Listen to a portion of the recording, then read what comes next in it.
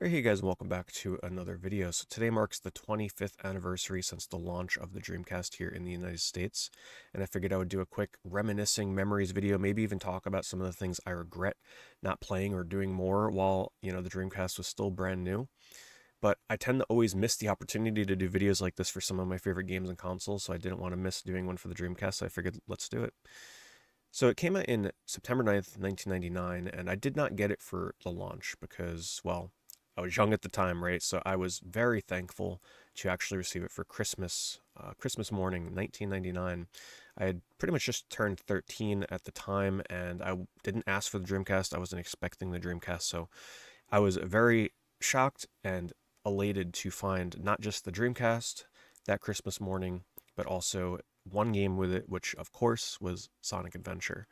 And wow, what a magical moment, because this was a time where I was at the height and the peak of getting into retro games. So in 1999, really the only website that I was using was GameFAQs, or just relying on like magazines, right? Or word of mouth from friends. So getting a brand new console with a brand new Sonic game felt really magical at the time because it felt like you were heading into uncharted territory. You weren't sure what to expect from this game. All you knew about it were screenshots that you saw in a magazine, or maybe you saw a commercial on TV if you were lucky.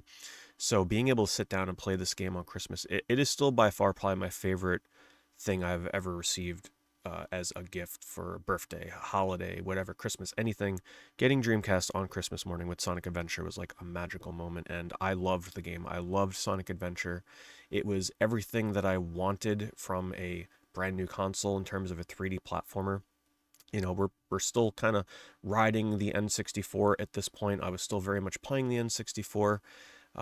But man, going from something like the PlayStation 1 and the N64 to the Dreamcast was pretty cutting edge for the time. And I think this is something that a lot of people that maybe didn't play the Dreamcast when it first came out kind of miss, is just that graphical leap going from those previous consoles to the Dreamcast. To me, felt very substantial. Now, immediately, of course, I wanted more games for the Dreamcast. Of course, Sonic Adventure was awesome. So not long after that, I went to my local KB Toys using, whatever money I got as a gift from family members, grandparents, whatever. Grandma always likes to hook you up with that 20 or 40 bucks during the holidays. You know how grandmas are, right? So I used whatever money I got, and I went down to my local KB Toys and I picked out two games because that's what I was able to afford for it to go along with my copy of Sonic. And the games that I picked out, and I got to say, I had some pretty good taste, were Power Stone, just going completely off of the cover and maybe some of the stuff that I had seen in a magazine for the game, and House of the Dead 2. Now, first when I had House of the Dead, I was playing it with just the normal controller, but not too long after, I was able to get like an aftermarket sort of like light gun for that, which made it a heck of a lot more fun. But man, Power Stone, Sonic Adventure, and House of the Dead 2. First of all, what an amazing selection of varied genres, right? The launch games for the Dreamcast were actually incredibly varied. You had pretty much all genres represented except for RPGs. There were no RPGs that launched with the Dreamcast, unlike, say, like the PlayStation 2, which had a few RPGs, but you had fighting games like Soul Calibur. You had Sonic with platformers. You had fighting games like Mortal Kombat and Power Stone.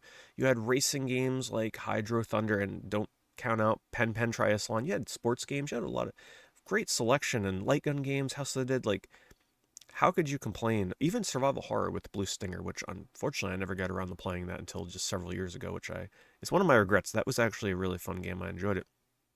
But the launch lineup was great, and you didn't have to wait too long to get games like Crazy Taxi. And something that we forget too, this was during the time where turnaround times for these kind of games were not that long. So falling in love with a game like Power Stone, you had to wait like barely a year for Power Stone 2 to come out. And I remember this is when I was at I used to love anytime I fell in love with a certain game, back in like the year 2000, 2001, any time frame around there, even earlier than that. If I really loved a game, I would make a fan site for it. And I actually made a fan site for Power Stone 2. It was like a simple sort of like, I would hop around between different website creating hosting sites like Angel Fire, GeoCities, Man, there was some crazy ones. I can't even remember, but I tried different ones. And for Power Stone, I remember it was a big achievement for me because I was like dabbling around with HTML and I would make like a sidebar, like a scroll. I was proud of myself because it was the first website I made where I was able to make like a sidebar on the left-hand side where you would be able to like scroll through the links and keep what appears on the right-hand side like separate from, you know what I'm talking about.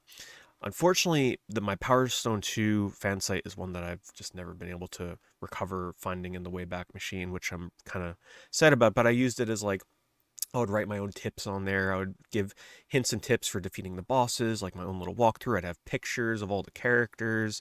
Most of the time I would probably look through the manual and copy a lot of the things they had in there and just put it on the website, which in a way might have been useful for people that maybe didn't have the manual. But yeah, it was just the highest respect that I can pay to retro games back then were making a fan site. And I did that for Power Stone 1 and 2, but it was created mostly for Power Stone 2, which I like way more than Power Stone 1.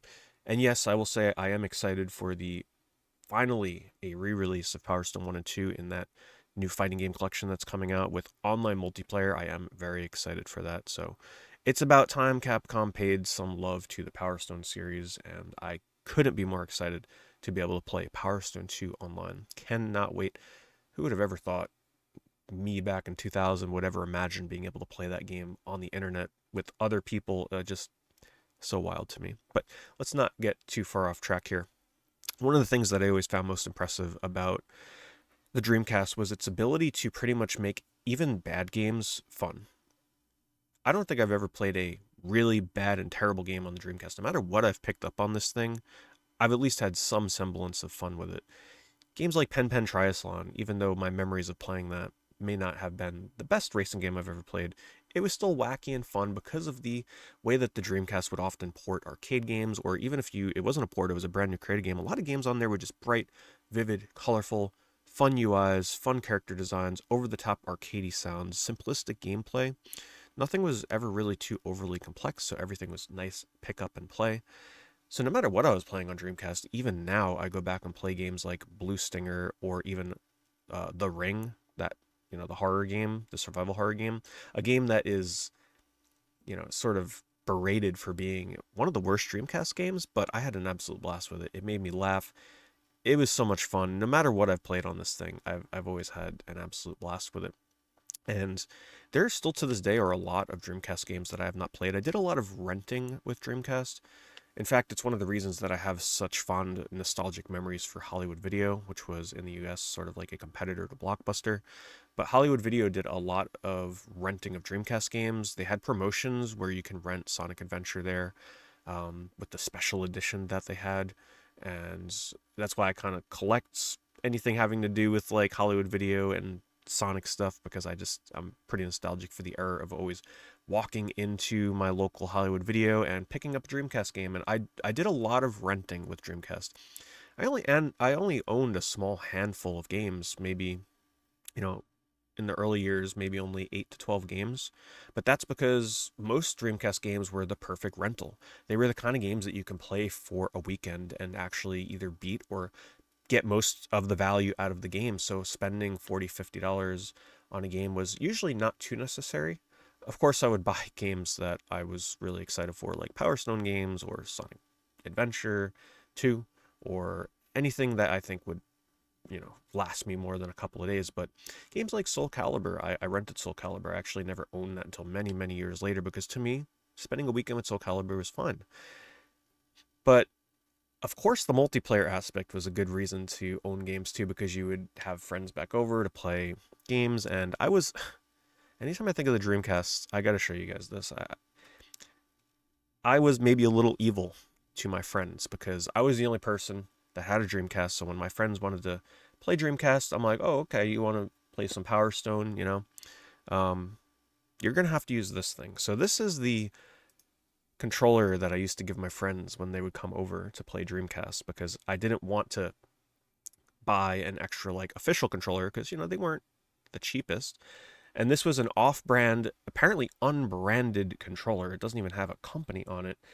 This is not mine. This is just one I found on eBay. Mine's like buried in a bin somewhere. Cord's probably tangled like crazy. But this is exactly what it looked like. probably got it for like $10 in like Toys R Us or something. I'm like, all right, I'll buy a controller for my friends because none of them have a Dreamcast. None of them have their own controllers. So I bought them this. But what makes this controller so crazy is that the joystick is actually like half of a shell. Like think of a hollow plastic ball and you cut that ball in half and then you stick it in the controller and it barely has any texture on it. So the joystick became just like this roller ball. I think the controller actually describes it as an analog thumb control, which makes it sound way better than it actually was. So instead of having a nice analog controller, they had to play and fight me in games like Power Stone or any multiplayer game. They had to face me with a half of a plastic ball that they had to try and push around with their thumb. And the controller itself was, I have to admit, pretty bad. So just my own little fun thing, right? Let's just say that it was really hard to beat me in Power Stone. Maybe I let it get to my head a little bit, but hey, I did actually use this controller myself sometimes just to see what it was like, and yeah, it was pretty miserable. So if you ever have any friends coming over to play Dreamcast and you want to play a little prank on them, give them this controller, and maybe next time they'll bring their own controller. So the course of the life of the Dreamcast for me was I probably enjoyed it for a good 2 or 3 years, like most people, right? When the PlayStation 2 came out, and once I got my hands on a PlayStation 2, I was still playing and renting Dreamcast games, but it did calm down quite a bit. Obviously, PlayStation 2 has some of my favorite games of all time on it. I was pretty knee deep in PS2. So it's been a lot of fun going back over the years and playing a lot of games that I'd never played before, like D2. D2 has become one of my favorite Dreamcast games of all time, just an absolutely crazy horror game that I had probably never really even knew of the existence of back when it came out, as well as games like Illbleed. A lot of these later releases that are super obscure and also very expensive that I've been discovering over the years. And there's still so much more in the Dreamcast that I still need to play. But the one thing I have to say that I regret not ever doing, because mostly because I just wasn't able to, and I think a lot of people at the time were not able to play this way, but I never played Dreamcast Online ever. And in a way, it might be a good thing because I feel like I would have been one of those people that got addicted to games like Phantasy Star Online. Because I hear people's tales of playing Phantasy Star Online, and they speak about that game like I speak about Final Fantasy 11. So I know exactly what they're talking about and how addictive that game probably was, especially if you were playing that back in like 2000, right? Like that would be absolutely crazy to be able to play an online action RPG like that online with other players with a grinding aspect that seemingly never ended. Maybe it's a good thing I never played that back then because I feel like it maybe would have even changed my course of history with games that I played. Maybe I would have never played much PS2 because I was so busy playing Phantasy Star Online. Maybe I would have never played Final Fantasy 11 because I was so addicted to Phantasy Star Online as well. You never know. It could have changed the course of the kind of games I was playing. But I really do regret that. I regret never having the chance to play the games that allowed you to connect online and play online because that would have been absolutely mind blowing for its time. Because I remember having my mind blown the first time I played a PC game online. But there's a difference between playing a PC game online and playing a home console game online. I remember I had to wait years until PlayStation finally came out with their online, network service, and playing SOCOM online with a headset was like I was just still one of the most mind-blowing moments ever for me when it comes to my history of playing games was playing SOCOM online. So I can't imagine how I would have felt back in 2000. But I don't want this video to go on too long. I just wanted to say that after all these years, the Dreamcast still holds up really well. And I think, honestly, if you're someone new that's just getting into retro gaming and you're looking for something where no matter what you're picking up on this thing, you're just going to have a blast with it. And pricing can be a little intimidating on the Dreamcast. Like, there are some pretty expensive games on there, but for the most part, compared to prices of other retro game consoles, I think it's still relatively, the prices are decent. Some of them will break the bank a little bit, but you don't have to go for those. There's tons of games that you can get for $50 and under.